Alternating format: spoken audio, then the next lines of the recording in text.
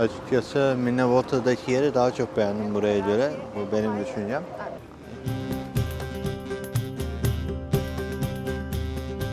Gerçekten binalar falan büyüleyici. Binalar çok büyüleyici. Çok güzel binalar. Buruş aslında şanssızlığı sayesinde hayatta kalmış bir şehir. Nasıl mı? 15. yüzyılda burası Avrupa'nın ticaret merkeziydi. Kuzey'in Venedik'iydi. Ama sonra denize açılan kanalları kumla doldu. Ticaret bitti, şehir iflas etti. O kadar fakirleştiler ki tek bir yeni bina bile yapamadılar. İşte o iflas sayesinde Orta Çağ dokusu bozulmadan günümüze kadar donup kaldı. Yani şu an gezeceğimiz bu sokaklar aslında 500 yıllık bir ekonomik krizin eseri.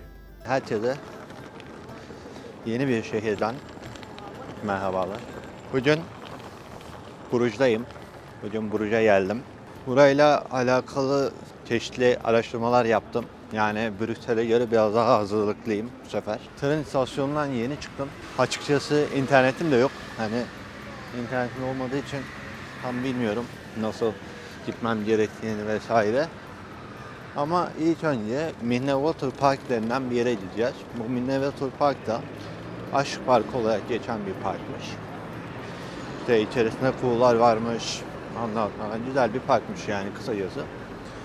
Şimdi oradan başlayacağız. Şimdi karşıya geçeceğim. Karşıya geçtikten sonra da yüksek ihtimalle orayı bulurum bir şekilde. Ondan sonra da sizlere burayla alakalı bilgiler veririm. Evet, o zaman Bruges gezimiz başlasın.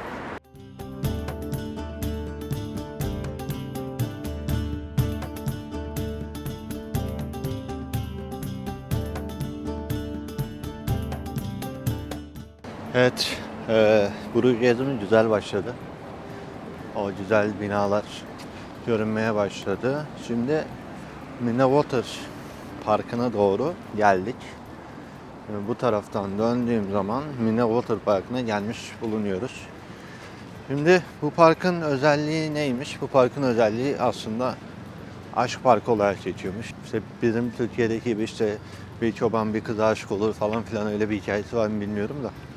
Burası aşk parkı olarak geçiyormuş. Güzel kuğular varmış burada. Kuğular yüzüyormuş. Bu şekilde ben sizlere göstereyim.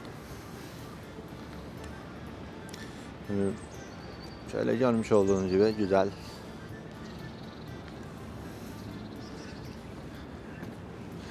Güzel, hoş bir mekan. Yani gerçekten huzurlu bir yermiş. Hoş bir yermiş. Bir tane kuğu gördüm galiba. Yok ördekmiş o da. Neyse göstereyim. Onu da göstereyim.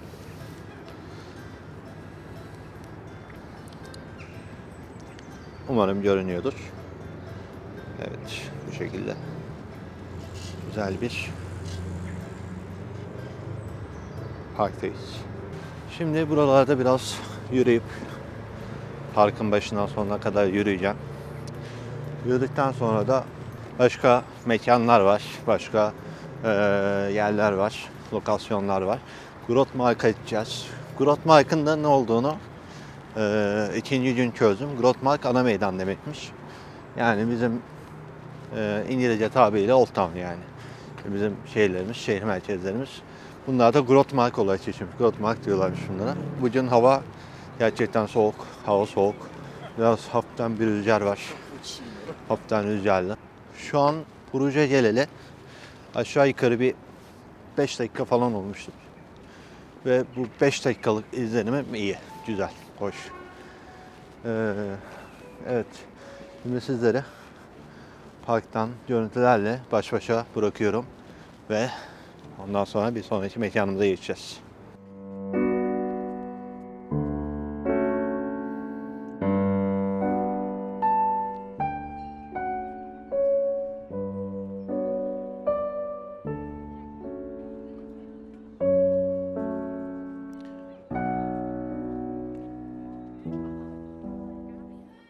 Evet arkadaşlar şu anda parkın galiba tam şeyindeyiz, kalbindeyiz. Böyle bir güzel bir köprünün üzerindeyim. Gerçekten güzelmiş yani. Ben beğendim burayı. Böyle arkamı görüyorsunuz zaten. Arkamda güzel bir şey var ama önüm daha güzel. Önümü kesinlikle göstereceğim sizlere. Şimdi bir saniye alacağım. Evet, şu anda görmüş olduğunuz gibi sağlı sollu yürüme yerleri. Şurada güzel bir yer. Hemen yakınlaştıralım. Gördüğünüz gibi şurayı kastediyorum. Şu binayı. Ve aynı zamanda şurası. Evet. Çok güzel ya. Çok güzel. Çok bayıldım yani. Şu ana kadar çok iyi gidiyor. Şu ana kadar bayağı iyi gidiyor.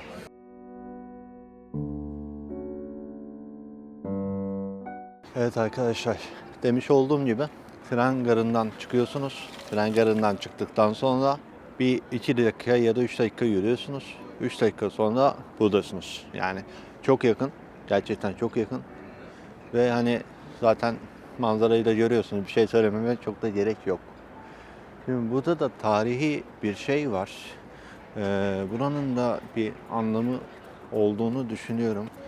Burası bir kule, bir tarz kule ama tam olarak bilmiyorum ne olduğunu. Ama demiş olduğum gibi burası genel olarak Aşıklar Parkı olarak geçiyor. Aşk Parkı, Aşıklar Parkı olarak geçiyor. Burası gerçekten güzel.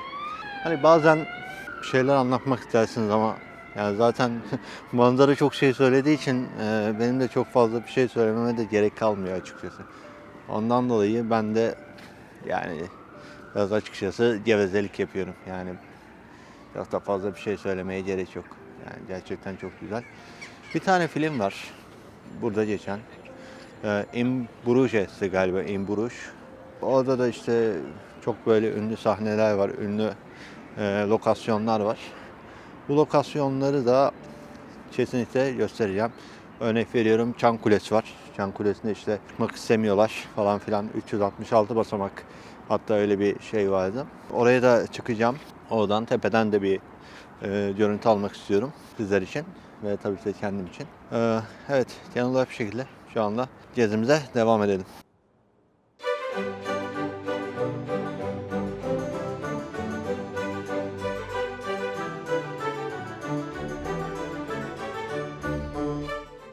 Evet, görmüş olduğunuz gibi kazları, kuğuları güzel güzel yüzüyorlar sakince. Ama siz bir de onların kızgın hallerini görün. İnşallah görmezsiniz.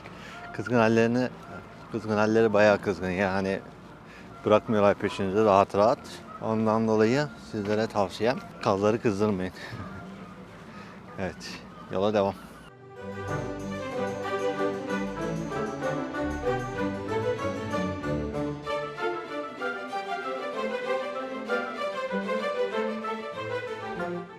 Şimdi burada Beijing West denilen bir yerdeyiz. Arkamda görmüş olduğunuz gibi bir sürü tuğladan, kırmızı tuğladan evler var. Anladığım kadarıyla bu kırmızı tuğlalar buranın mimarisini yansıtıyor. Hani gerçekten buraya has bir şey. Yani buranın farklı bir dokusu olduğunu hissettiriyor. Şimdi burası benim açıkçası ilk kez gördüğüm bir yer olduğu için, hani başka Avrupa şehirlerine de gitmediğim için sadece Brüksel'le kıyaslayabilirim. Bir de Dubai ile kıyaslayabilirim. Yani Dubai ile de burayı kıyaslayamayacağıma göre Brüksel'le de nasıl kıyaslarım? Brüksel'dekiler biraz daha taş bina. Buradakiler tuğladan yapılmış. Hani gerçekten tarihi bir şehir olduğunu hissettiriyor. Hoş bir şehir, güzel bir şehir, tarihi bir şehir. Buraya geldiğinizde gerçekten sanki zamanda yolculuk yapıyormuşsunuz gibi bir hissiyata kapılıyorsunuz. Bunlar da benim düşüncelerim. Şimdi sizleri tekrardan bu binaların görüntüsüyle baş başa bırakayım.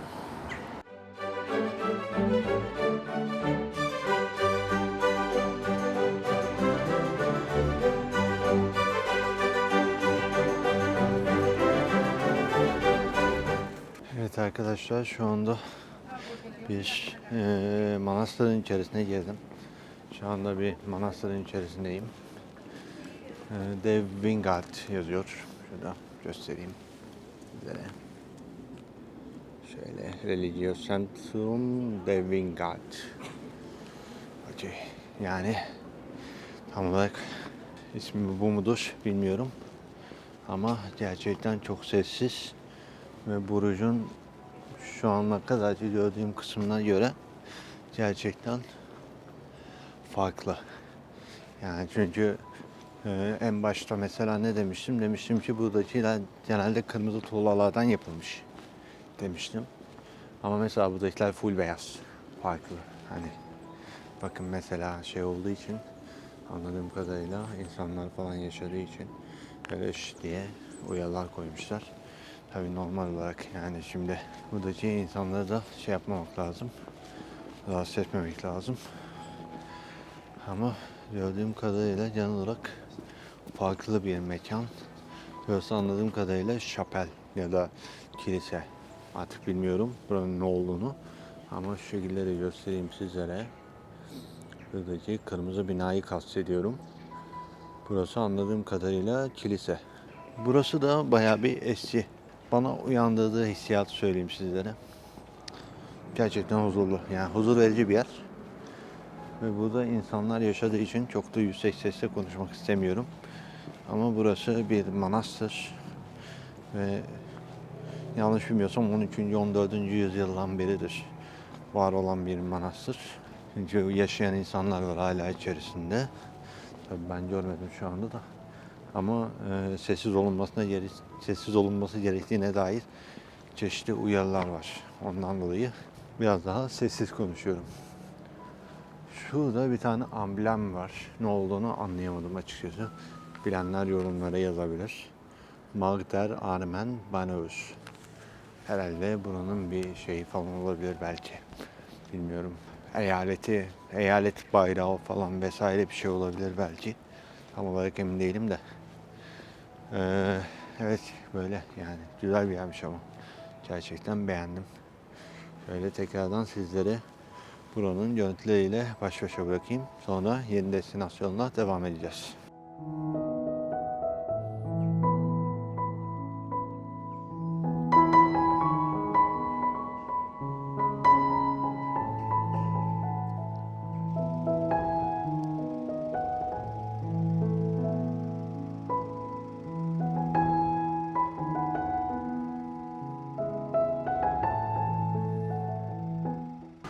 Evet arkadaşlar, demin girmiş olduğumuz alan sessizliğin bölgesi olarak geçiyormuş. Silence of Place olarak geçiyormuş. Türkçe'ye bir şekilde çevirdim. Burası UNESCO tarafından koruma listesine alınan yerlerden birisiymiş. Bunu da öğrenmiş oldum. Zaten bunun şeyinde yazdım ben. Altına mutlaka yazacağım neyle alakalı olduğunu vesaire. Onları da yazacağım. Ve ondan sonra da yolumuza devam edelim. Görmüş olduğum gibi arkamda heykellerle falan yürümeye devam.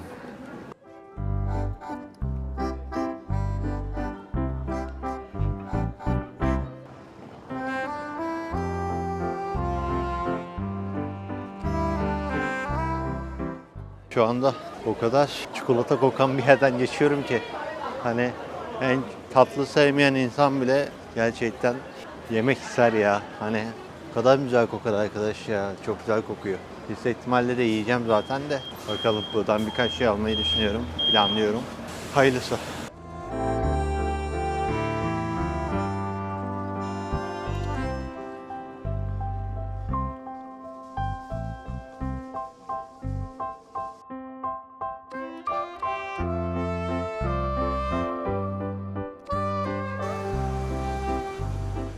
Evet arkadaşlar şu anda Grottmark'a geldik. Yani şehrin ana meydanına geldik. Burada çok güzel binalar var ve arkamda da çok büyük bir bina var. Ne olduğunu da açıkçası anlamadım ama bilmiyorum. Yani birazdan içeri sorup öğreneceğim buranın ne olduğunu. Burada Museum yazıyor. Kerk Museum. OLV Kerk Museum yazıyor. İçeride sanırım sergi var ama demiş olduğum gibi çok büyük bir bina ve ne olduğunu da tam olarak bilmiyorum. Ama öğrenince sizleri tekrardan bilgilendireceğim bu konuda. Tekrardan size görüntülerle baş başa bırakayım.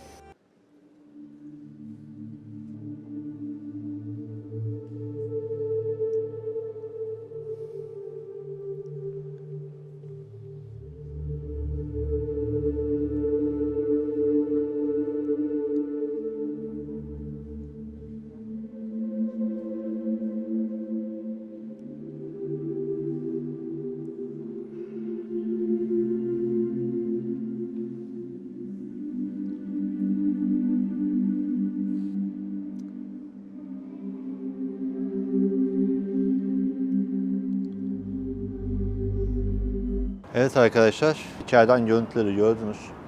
Gerçekten çok büyük bir bina. Burası bir kilise ya da katedral. Adı da Only ve Wruywerk'mış. Wruywerk, okey. Nasıl söyleyeceğimi bilmiyorum. O yüzden artık siz bakarsınız. Hani tarihiyle alakalı bir bilgim yok ama buradaki binaların büyük bir çoğunluğu zaten 13. 14. yüzyılda yapılmış.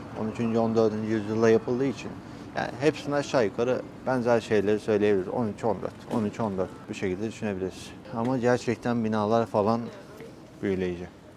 Binalar çok büyüleyici. Çok güzel binalar. Hepsi genel olarak kırmızı tuğlalardan yapılma. Kırmızı tuğlalarla yapmışlar binaları. Burası da Grootmarkt'teymiş bu arada. Grootmarkt biraz daha ileride.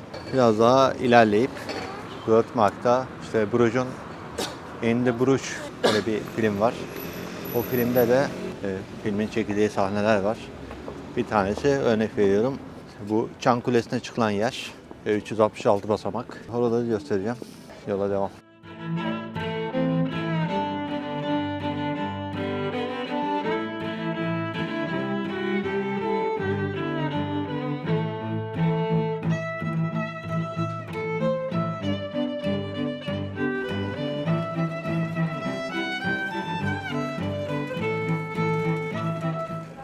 Evet arkadaşlar, sonunda Grootmarkt'a geldik.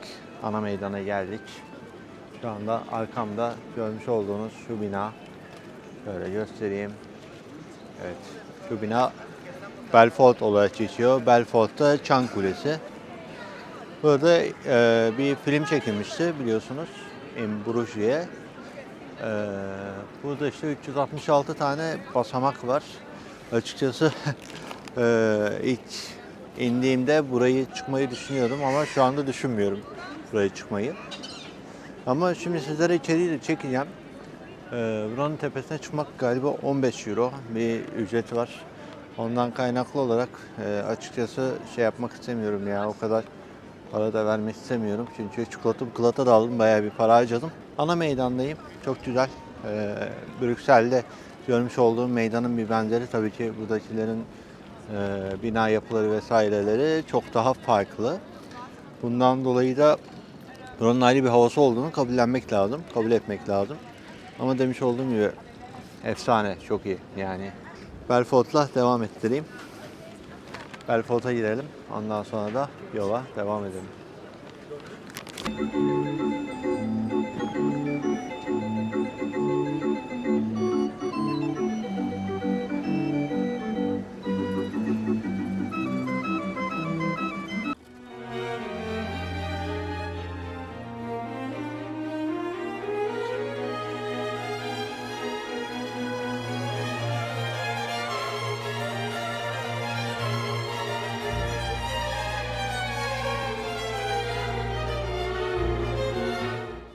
Evet arkadaşlar, şu anda Belfort'un içerisindeyim.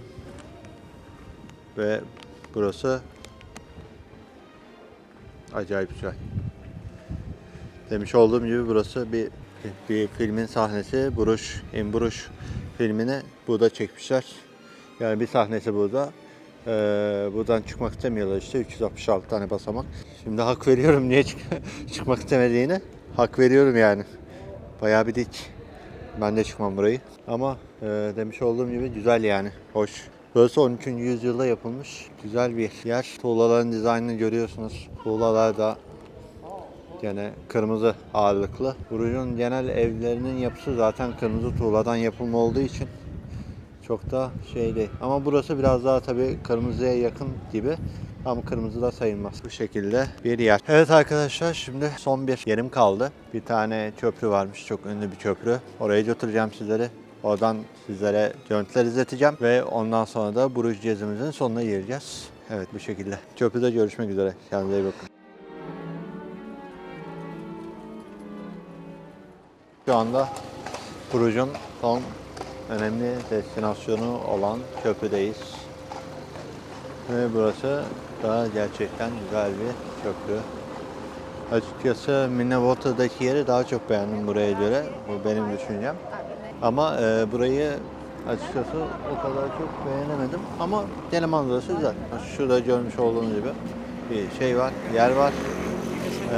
Onun haricinde güzel bir manzara var ya, hoş bir manzara var. Ama demiş olduğum gibi yani bence Minavota'daki yer daha güzel, daha hoş, daha canlı. Öyle. Evet arkadaşlar bu kadardı benim anlatacaklarım Bruges'le alakalı. Eğer videoyu beğendiyseniz umarım beğenmişsinizdir. Lütfen yorum yapmayı, beğenmeyi ve abone olmayı unutmayın. Kendinize iyi bakın. Görüşmek üzere.